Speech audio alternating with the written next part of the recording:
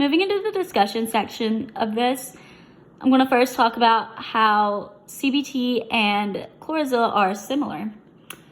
Both options provide a reduction of symptoms in schizophrenia, mainly the positive symptoms, and both provide a sense of control to the patient because they're so active in their treatment process in first figuring out what dosage of Chlorozil works best for their body, gives them the most benefits, and then going into therapy and managing how to cope with dealing with those symptoms they still have, and fixing a few of their cognitions and behaviors to help them have an overall better quality of life and sense of control in their treatment.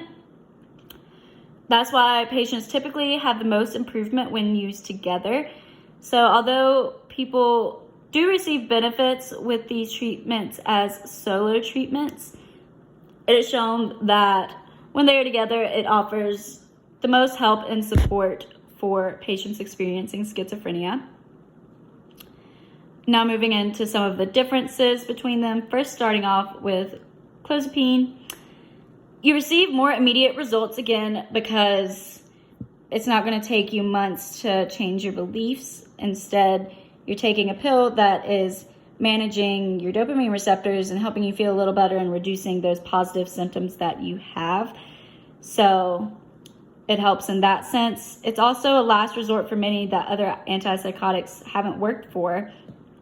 But the main downside is this doesn't give you coping strategies to be able to deal with the symptoms you still experience and some of the effects of having schizophrenia on your everyday life and even how you just think about the world around you.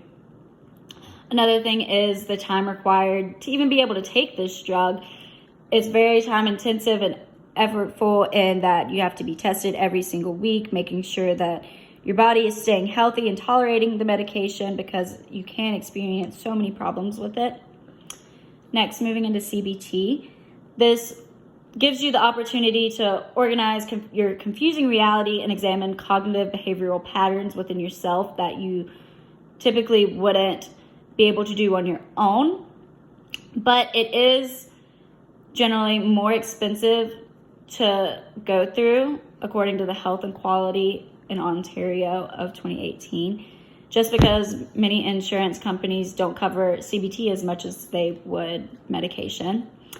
And CBT doesn't form a good solo treatment in patients with schizophrenia, again, just because many need meds first to help get the positive symptoms they experience under control to then be able to sit through cognitive behavioral therapy and have enough grip on reality to understand what they are learning and how they can deal with that.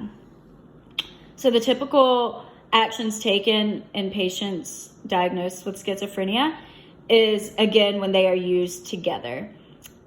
Meds are used first to reduce symptoms and therapy after to learn how to process and cope with their reality. Go in 2010 found that both together showed improved quality of life, sociability, medication adherence, and reduction of hospitalization overall in patients.